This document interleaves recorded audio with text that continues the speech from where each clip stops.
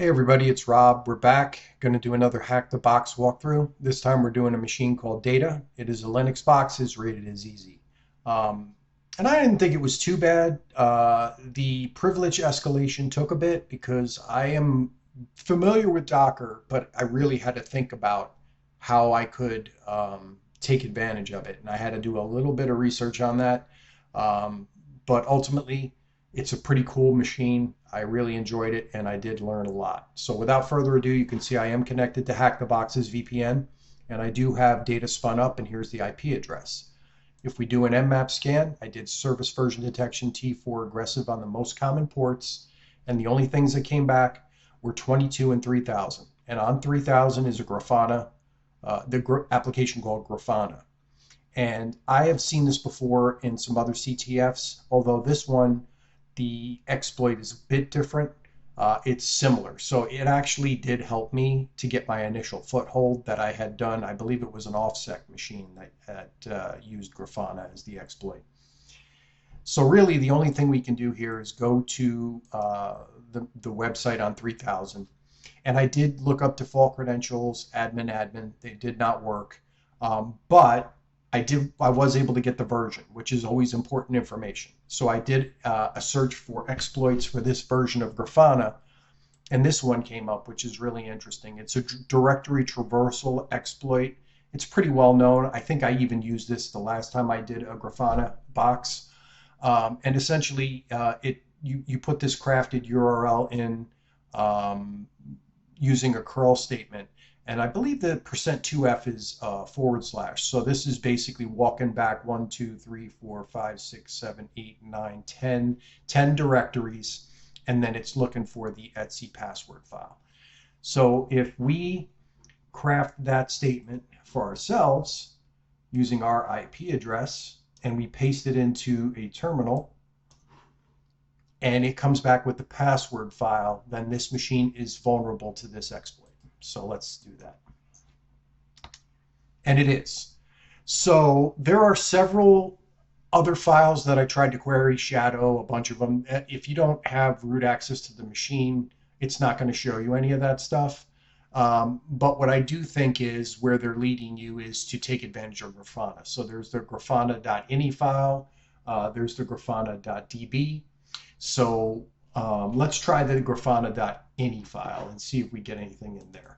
There is some information in there that could potentially be useful in other boxes if you ever come across another Grafana machine, but it wasn't in this box. So if we do that, we can see that we do get the config file. And up near the top, there's the default credentials. It gives you the database stuff, which is all important. But the problem is this: none of the information in here was getting me onto this into this Grafana instance.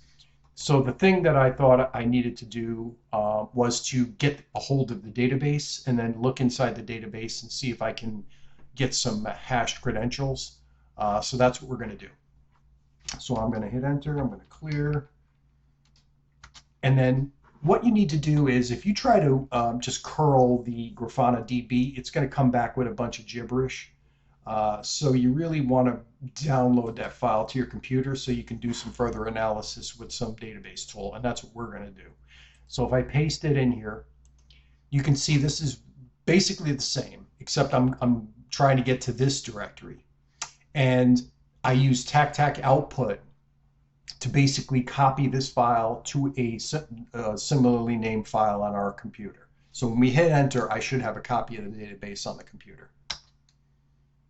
Okay, so if we do an ls, we can see the Grafana DB is there. So I thought the easiest way to do this was with something like MySQL or SQLite. And SQLite is on here and it's pretty easy to use, so that's what we're going to do. So to be able to read what's in the database, you would do SQLite 3 Grafana DB, and that's going to open up the database. So once you're in here, now I believe it's just .tables to display all the tables. And then Obviously, there's a bunch of tables in here. I looked through some of them. A lot of them were empty. The one that you really need to focus on, obviously, is the user table. So we're going to do select star from user, and then we're going to tack on a semicolon, and we're going to see what comes back. And pay dirt. We have some usernames, admin and Boris, and we have what looks like hash credentials. So after doing some research, what I found was the way the DB is formatted is this first column here that I have highlighted is the actual password. The second column is the hash. Now the problem with that is that Hashcat can't crack the passwords in this format. So we need to get it into a format that Hashcat can understand and decrypt. So I did some research and I found this exploit right here. I am Aldi. He has this program called Grafana to Hashcat. Now the problem is he did a great job writing this program, but the documentation is pretty slim pickings, okay? And it took me forever to figure out how I was supposed to format the file that contained the hashes. So I'm going to save you some headache. And what we're going to do is I'm going to show you the format that the hashes should be in. So if we go to grafana.py, grafana to hashcat.py, and we download the code, what we're going to do is we're going to show in the folder. And then I have a folder over here I already set up, but I'm going to do it again just so I can walk through this with you. So I'm going to move that to trash. I'm going to clean this up a little bit here for you. Move to trash. Move to trash. Okay. So we're going to create a folder. And actually, let me see if he has a requirements.txt in his library, because if he does, then we're just gonna, he does not, so it doesn't really make a difference. We're just going to create a folder called grafana to hashcat, and then we're going to drop this in there, and then we're going to open a terminal here, and let's look at the code before we actually do that, because I want to see if we need to do any Python virtual environment. Import argparse and base 64. I don't think we will. So I think we're going to be good. And I believe he has some basic instructions here.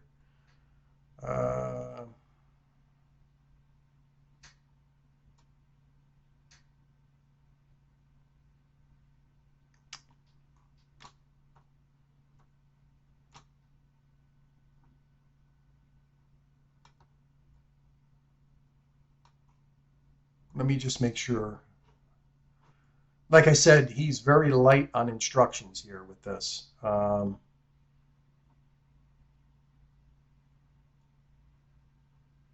Grafana.py outfile hashes. So I think we could just do tac o, and then we can put the name of the file that we want the hashes in, and then the file that has the actual hashes. Okay. So let's go back to our terminal, and we'll go nano, let's do targets.txt. And then in here, we have to go back to that database dump, and we need to copy in the first password, copy, go over here, paste it, and then we have to put a comma, and then the salt, which is the next column over I told you about. Okay, so we're going to copy that, paste, and I think I have the second one here where I can just copy and paste the whole thing, save a little time. Copy, paste. Okay, now Control O, Control X.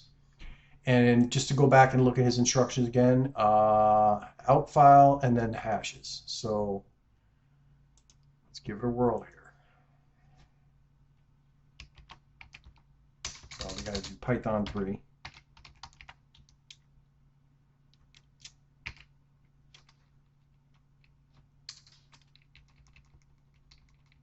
And then we'll call the out file, what do we call, hashcat.txt. And let's see what happens here. Mistake. Oh, I know why. I need to name the file correctly. Targets.txt. All right. So we converted them into a format that hashcat can read. So let's go back into that directory and look. Hashcat.txt. Yep, that looks like a hashcat hash. Looks like SHA-256. The good thing is he's even nice enough to tell you, now you can just run this. So what we're going to do is we're going to do exactly that. We're going to go hashcat M, and it's 10900, hashcat.text, word list, rock you. So once this starts cracking, I will pause the video because I believe it took a little bit for it to crack the hashes. So I'm going to start this. It's going to run, and we're going to pause. Okay, so we're back, and you can see hashcat cracked it. I did the hashcat with the show, and the password is beautiful1. So now we know we have credentials Boris and beautiful1. So what we're going to do is we are going to see if that gets us in to the application, and then we're also going to see if it gets us, if we can SSH. So we're going to do Boris beautiful1, and it does. And I'll be honest with you, I messed around in here, not a whole lot you can do. So the next step would be to see if we can SSH with those credentials. So that's what we're going to do. SSH Boris at, and let me grab my IP address.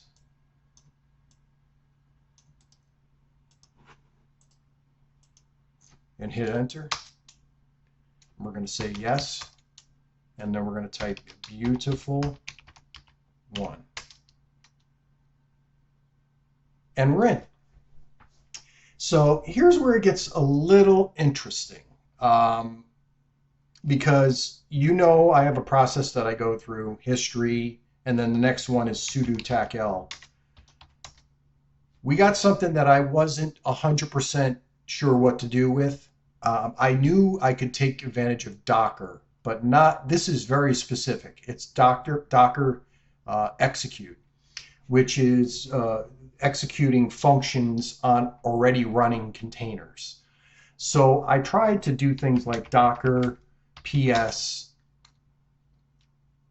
and anytime I tried to list any images or containers or anything, I got this access denied. So I believe if you just type Docker, it'll come up with help. And I think, yeah, you can do Docker images. And everything was permission denied. So I was like, how can I take advantage of a running container if I don't know what containers are running? Then I thought about trying to see if it was anything in the processes, right? So we do ps aux, and maybe to save a little screen, we'll do grep docker. And maybe we'll even spell grep correctly. All right. And look at this. If you are familiar with Docker, you know that this is a container ID. So that's obviously a container that's running. I think it might be Moby, or I don't know. But this is definitely a container ID. So I think what we can do is you can use the execute command to get a bash shell on a running container. Now, that in of itself doesn't really help us, because the whole purpose of Docker is to separate the containers from the operating system. So I did some more research because I didn't know what else to do. And if you look at the Docker execute command, there's a bunch of flags, right? Let's see, Docker execute. And I saw there was a privilege. I can't even spell privilege. There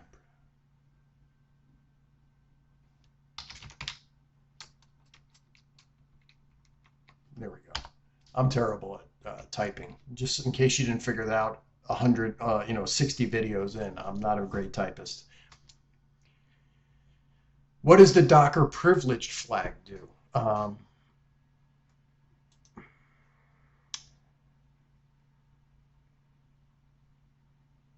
Okay, using privilege significantly reduces the isolation between the container and the host system. A compromised process within a privileged container could potentially gain control of the system. That is important because if we can basically use this to access the host from the root shell inside the container, like, I don't know, mount the file system or something like that, that is a potential way where we can escalate our privileges. So after much research and pain and suffering, I will tell you this. I figured out what to do. And it's pretty simple. I've done this command 100 times, on my own Docker containers. The only thing I've never used was this privileged flag. Okay? That is the key, because that is what breaks down the separation between the container and the host operating system. Okay? So before we run that, though, what we're going to do is I'm going to open up another terminal, and I want to show you what we're going to do with this. So I'm going to do lsblk, which shows all of the devices, right? SDA1 is mounted as the root of the file system. So that's going to be important. We're going to need that. So let's go back to our other terminal. So it's SDA1. You just got to remember that. We run this command, and now we have a bash shell inside of the container instance. Now, that really does diddly squat for us unless you have that privilege flag used in that command, because you're going to see what we can do here. So we know SDA1 is the root of the file system of the host system. So we can do something like this. We can do, let's see, mount dev SDA1 to mount. And that looks like it worked. So let's make sure we're at root here first. We'll do an ls, and there's mount. So if we cd to mount and do an ls, this looks remarkably like what?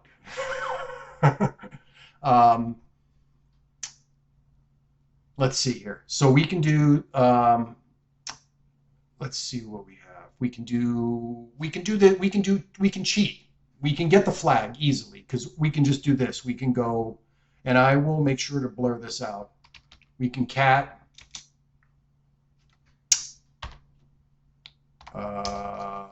first of all, let's cd into root. We are now in root of the host file system. So now we can cat the root.txt. I just realized I didn't give us the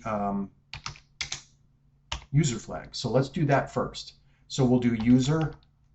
First of all, it's mount, because we got to remember the root for this file system for us is mount. And then we can do home Boris, I believe. Yes. Now let's see. ls. There's a user.txt. We'll cat the user.txt. And there's the user flag. Now we can do the same thing for the root flag. But I'm not going to do that because I look at this as kind of like cheating because we don't actually have root access on the box where we kind of, I mean, you do, let's not split hairs.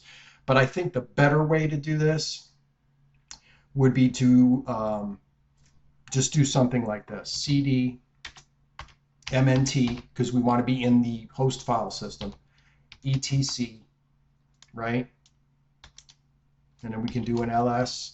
And now we can do something like vi sudo. And I'm terrible with vi, so this is going to be fun to watch. I to insert. And then we can just come down here and basically get rid of all this.